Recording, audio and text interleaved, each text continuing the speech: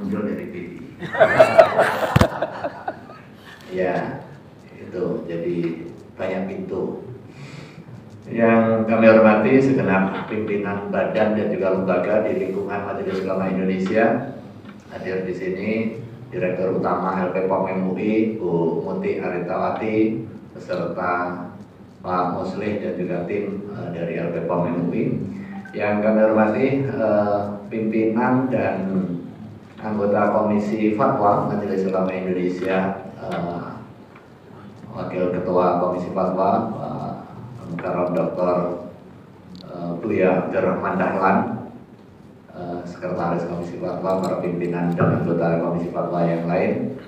Yang kami hormati segenap pimpinan bidang fatwa dan juga pimpinan Komisi Fatwa Majelis Ulama Indonesia Provinsi se-Indonesia. Terinformasi baru saja sudah 30 dari 34 provinsi hadir secara keseluruhan secara fisik di sini. Masih ada yang sedang di dalam perjalanan. Yang dari Papua Barat, dari Aceh juga sudah hadir di sini, Bu Ita. Hadirin hadirat rahimakumullah. Hari ini kita rapat koordinasi, bukan rapat kerja. Dan secara spesifik berbincang soal halal dan beberapa tugas pokok dan fungsi bidang fatwa Majelis Ulama Indonesia. Tadi sudah diberikan pengantar oleh Ketua Panitia dan juga pimpinan Komisi Fatwa Majelis Ulama Indonesia. Yang pertama, positioning halal itu sebagai term agama. Itu saya kira Bu Ita ya, yang harus menjadi concern kita bersama, termasuk juga di dalam konteks pengembangan ekosistem halal yang terus menjadi concern seluruh pihak. Halal tidak hanya ditempatkan pada rejim ekonomi, sekalipun di dalam Undang-Undang Jaminan Produk Halal dan juga perubahannya melalui Undang-Undang Cipta Kerja itu diletakkan di dalam rejim ekonomi. Tetapi halal adalah term agama sebelum kita berbincang soal ekonomi. Bahwa kemudian dia memiliki dampak keekonomian, itu iya. Tetapi halal adalah term agama dan itu adalah separuh urusan agama. Ini yang seringkali saya sampaikan. Begitu muncul pertanyaan, loh besar sekali urusan halal separuh agama. Iya, separuh yang lain apa? Haram. Ya kan memang hukum ada halal ada haram. Halal itu separuh urusan agama, separuh yang lain adalah halal. Nah, sertifikasi halal bagian dari proses pengadministrasian urusan keagamaan yang endingnya adalah penetapan kehalalan produk. Atas dasar inilah kemudian dengan tata laksana baru Undang-Undang Jaminan Produk Halal dan juga Undang-Undang Cipta Kerja menempatkan ujung dari proses sertifikasi halal adalah fatwa halal, dan itu adalah term keagamaan.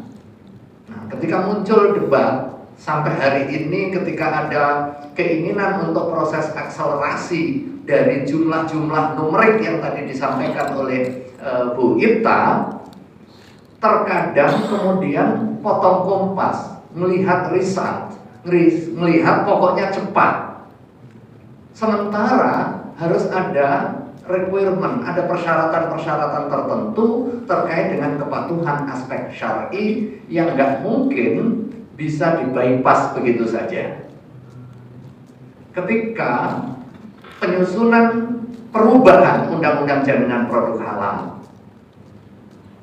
dengan Undang-Undang Cipta Kerja, salah satu ikhtiar percepatannya adalah memasukkan pasal mengenai self-declare, deklarasi dari pelaku usaha. Atas dasar deklarasi itu ditetapkan sertifikat halal. Terus siapa yang memberikan penjaminan? Sebagaimana barang baik, kan harus ada yang memberikan pengakuan bahwa itu baik atau tidak. Tidak mungkin itu memperoleh penerimaan di tingkat logika akal sehat maupun di tingkat pasar. Ketika orang menyatakan bahwa barang saya baik, tidak ada lembaga penjaminan yang menyatakan bahwa barang itu baik dengan ukuran-ukuran standar yang bisa diterima. Maka begitu sudah diputuskan di rapat pimpinan, rapat paripurna, dan sudah jadi itu barang, maka dilakukan evaluasi. Kalau memang itu lanjut, ya sudah, Majelis Ulama Indonesia bari, terbebas. Kita nggak mungkin menyatakan sesuatu yang halal tanpa ada proses penetapan fatwa dengan standar-standar itu. Maka jalan komprominya akhirnya proses pemeriksaan halal tidak oleh LPH, tetapi oleh pendamping produksi halal, kemudian masuk ke komisi fatwa. Tinggal masalahnya adalah antara rezim percepatan dengan rezim ketepatan. Nah, disinilah tugas dan juga tanggung jawab kita sebagai penjaga gawang dalam konteks fatwa halal. Terlepas dari beberapa masalah yang terkait dengan hal yang bersifat administratif, hal yang bersifat keuangan dan lain sebagainya, rapat koordinasi nasional fatwa pada kesempatan pagi hari ini penting untuk melakukan evaluasi, konsolidasi, koordinasi guna menyahuti komitmen tata kelola baru ini. Bagi Majelis Ulama Indonesia, soal sertifikasi halal sudah diinisiasi jauh-jauh hari sebelum kehadiran negara secara formal. Kehadiran MUI di dalam sertifikasi halal sudah dimulai dari tahun awal 90-an. LPPOM berdiri itu 89 ya. LPPOM berdiri itu 89. Artinya kalau ditarik garis kesejarahan, MUI menjalankan mandat khidmah ummatiyah dalam konteks himayatul ummah anil muntajat ghairil halal itu sudah lebih dari 33 tahun sejak sebelum kehadiran negara. Kuncinya adalah bagaimana menjalankan fungsi himayatul ummah. Ketika negara belum hadir, MUI masuk memberikan jaminan perlindungan untuk memastikan separuh keagamaan tadi dapat dijalankan secara baik di lingkungan masyarakat, khususnya masyarakat muslim di Indonesia. 2014 ditetapkan Undang-Undang Jaminan Produk Halal. Berarti 25 tahun setelah perkhidmatan. Dan 2014 transisinya 5 tahun, 2019 itu harusnya sudah mandatori. Setahun proses kelengkapan tata kelola, kemudian ada perubahan aturan dari 3 mandat yang diberikan oleh undang-undang kepada Majelis Ulama Indonesia, di samping fatwa juga standarisasi LPH dan juga akreditasi untuk auditor LPH, yang 2 terambil ke BPJPH untuk kepentingan administrasi. Walau demikian, ketika auditor melakukan audit, maka butuh standar. Rujukannya apa? Rujukannya adalah fatwa-fatwa Majelis Ulama Indonesia. Karena fatwa di dalam konteks produk halal ada 2 jenis. Nih, Kiai, yang pertama fatwa sebagai payung di dalam proses sertifikasi halal. Misalnya fatwa terkait dengan bagaimana mekanisme penyembelihan secara syar'i yang memenuhi kaidah untuk bisa diterima di dalam sidang fatwanya. Fatwa terkait dengan jenis hewan yang bisa diterima di dalam proses sertifikasi halal dalam pemanfaatan pangan, obat-obatan, dan kosmetika. Misalnya menggunakan kutu, menggunakan apa lagi Bu? Bu Mursidah yang semangat membahas ini. Kutulak, kemudian menggunakan bakteri, kemudian menggunakan mikroba dan juga produk mikrobial, kemudian menggunakan hewan langka, menggunakan semut, kemudian menggunakan cacing dan lain sebagainya. Apakah boleh atau tidak, itu didasarkan oleh fatwa, tidak merujuk pada pandangan fiqhiyah yang mukhtalafih. Kalau yang mukhtalafih nanti jadi rujukannya auditor nggak punya kepastian. Kalau auditor nggak punya kepastian, maka jadilah nanti halal A, halal B.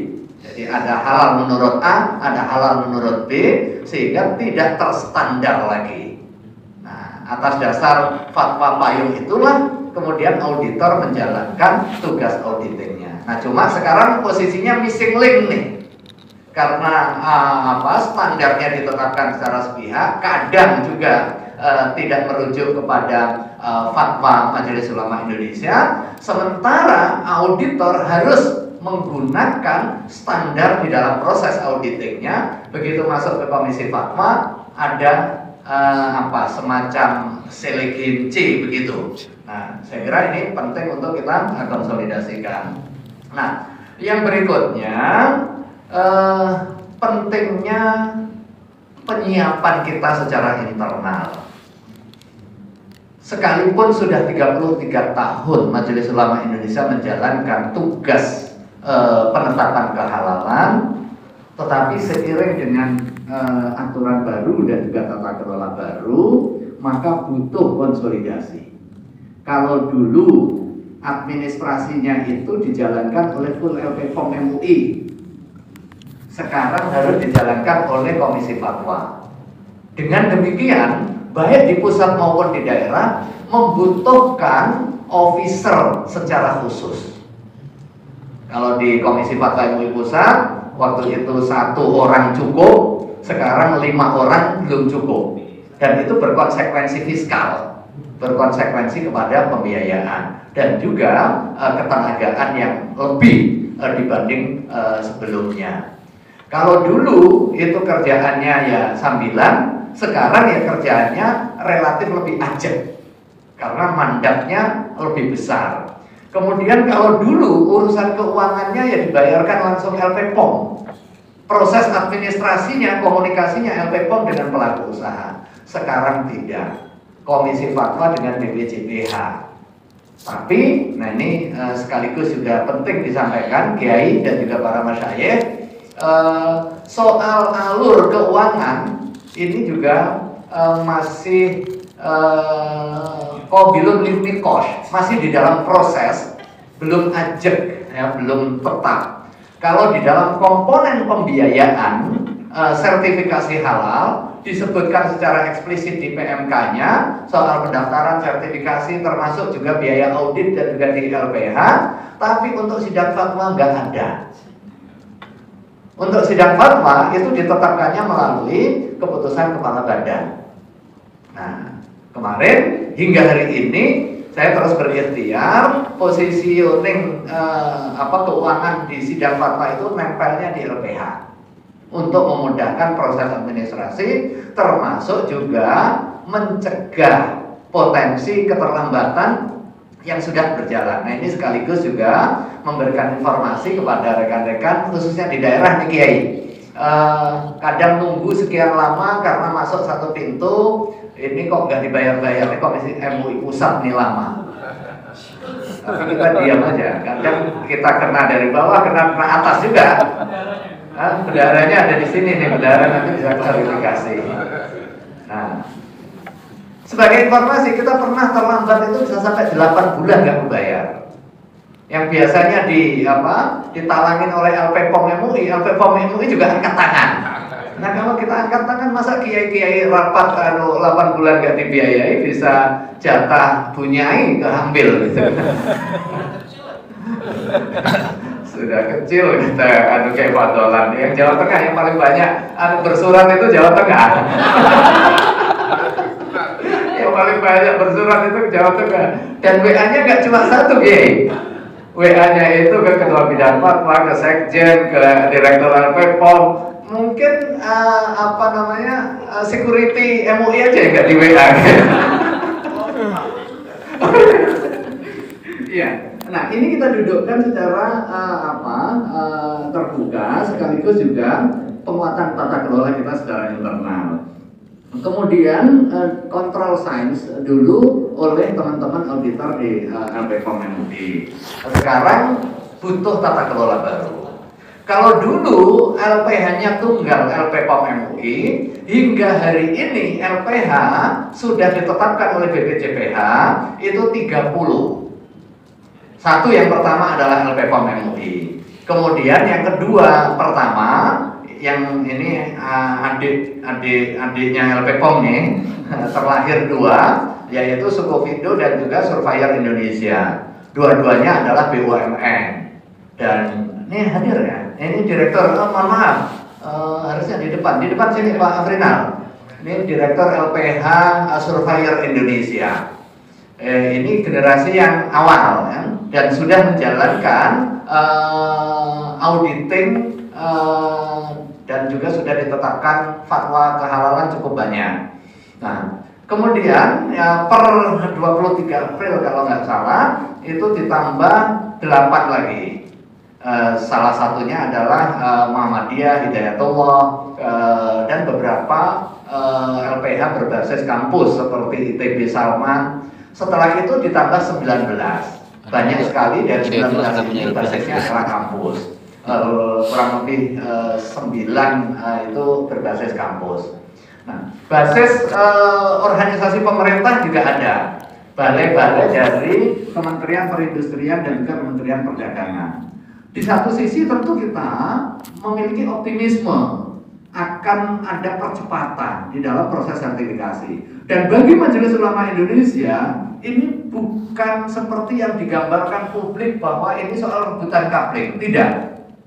Ini justru meringankan beban dan juga mengharapkan perluasan layanan sertifikasi halal bisa menjangkau sehingga momen adanya undang-undang itu betul-betul memberikan penjaminan seluruh produk pangan, obat-obatan dan kosmetika yang beredar dan juga diproduksi untuk diedarkan di wilayah Negara Kesatuan Republik Indonesia itu terjamin kehalalannya. Itu adalah ultimate goal dari komitmen dan juga concern Majelis Ulama Indonesia di dalam menjalankan tugas dan fungsi himayatul ummah anil muntajat ghairil halal tersebut. Jangan cuma ngejar percepatan, harus dipastikan ketepatan. Nah, biasanya lembaga penjaminan itu selalu menjadi tertuduhnya lamban. Lembaga perizinan dalam konteks pangan ini hal yang lebih dahsyat serangannya itu Badan POM juga. Badan POM itu lambat soal izin edar dan lain sebagainya. Tetapi memang secara umum pentingnya menjaga quality control, dan kita bagian dari palang pintu terakhir untuk aspek kehalalan. Maka kita kuatkan soft kita. Mohon perkenan Kiai Marsudi memberikan tausiah sekaligus juga keynote speech dan juga pembukaan secara resmi rapat koordinasi nasional fatwa Majelis Ulama Indonesia. Yang terakhir, kita perlu penataan internal. Bab yang soal keuangan misalnya, kemudian soal self declare, kita membutuhkan konsolidasi internal. Di satu sisi ada opportunity yang luar biasa, di sisi yang lain memang ada kendala-kendala. Misalnya terkait dengan distribusi kewenangan antara MUI pusat dan juga provinsi dan juga daerah dengan keberadaan beberapa LPH. Surat edaran yang disampaikan di akhir 2021 oleh Dewan Pimpinan Majelis Ulama Indonesia mengatur kalau auditingnya dilakukan oleh LPH LPPOM MUI, ini status quo seperti sedia kala. Produk yang diedarkan secara nasional atau produk ekspor itu diaudit oleh teman-teman LPPOM MUI pusat dan difatwakan oleh MUI pusat. Sementara produk yang diaudit untuk kepentingan produksi lokal itu diaudit oleh LPPOM provinsi, biar nggak tumpang tindih, nggak nyebrang dan nggak berebut, kira-kira begitu. Diaudit oleh LPPOM provinsi dan ditetapkan fatwanya oleh MUI provinsi atau Komisi Fatwa MUI provinsi. Nah, LPH di luar LPPOM MUI diatur pada skala perusahaannya.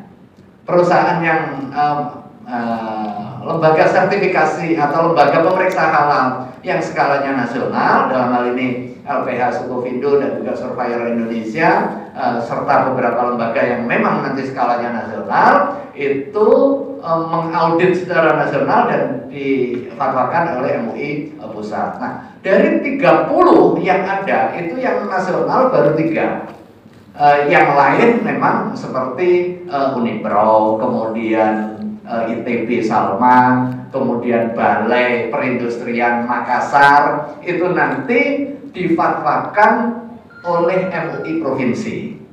Sekalipun memang yang baru operasional ini 3 secara efektif plus ITB Salman. ITB Salman tetapi masih proses koordinasi, dan terakhir Hidayatullah. Hidayatullah juga koordinasi untuk kepentingan melaksanakan proses auditing. Nah, ini lagi-lagi bab soal tata kelola, dan yang terakhir soal set declare dimohon juga koordinasi, dikonsolidasi. Hingga hari ini Kiai masih di tingkat pusat secara keseluruhan, tetapi surat edaran kita yang kita sampaikan itu dibagi bahkan sampai tingkat kabupaten kota, tetapi bertahap. Tahap sekarang adalah konsolidasi mengenai tata kelola dan juga mekanisme kerja, agar apa? Agar tidak bobol di kita. Karena pengalaman bobol sudah ada nih. Misalnya soal terakhir soju halal, hal-hal yang sederhana begitu. Meskipun ingredientnya sudah nggak masalah, tetapi bobolnya ada di soal nama. Padahal soju itu adalah nama yang khas Korea Selatan yang merupakan minuman beralkohol. Nah, ributlah sebentar, tapi mudah-mudahan bisa terkonsolidasi. Nah, yang berikutnya pernah terjadi juga. Ini LPH yang baru, waktu itu Sukovindo bukan Surveyor Indonesia, tapi kita sampaikan di sini saja. Di dalam tata kelola di MUI pusat kita minta untuk perbaiki. Ternyata diperbaiki lari ke MUI provinsi. Nah, yang kayak gini saya kira penting untuk diantisipasi. Jangan sampai kayak kasus kemarin di Ijtima Sanawi ya, yang juga di report ini fatwanya sudah ada. Sementara pengawas syariahnya menyatakannya fatwanya itu yang salah. Fatwanya, emang ada fatwa yang seperti itu. Tugas pengawas itu adalah memastikan pengawasan sesuai dengan fatwa. Jangan sampai kita juga terjadi seperti itu. Untuk kepentingan konsolidasi di internal, ini sudah ada standar fatwanya, sudah ada mekanisme kerjanya. Jangan sampai kemudian nanti LPH 1 datang ke MUI, kemudian dinyatakan ini ditolak karena harus memenuhi persyaratan ini, dia nggak memenuhi persyaratan tapi pindah ke MUI yang lain. Saya kira ini penting yang perlu kita konsolidasikan. Terima kasih, kurang lebihnya mohon maaf. Allahumma fiqh lakukan tarik billahi fisabilil haq. Wassalamualaikum warahmatullahi wabarakatuh. Waalaikumsalam warahmatullahi wabarakatuh. Terima kasih kami ucapkan kepada Dr. HM Nasrul Imam Soleh Imam, Ketua Dewan Pimpinan Majelis Ulama Indonesia bidang fatwa.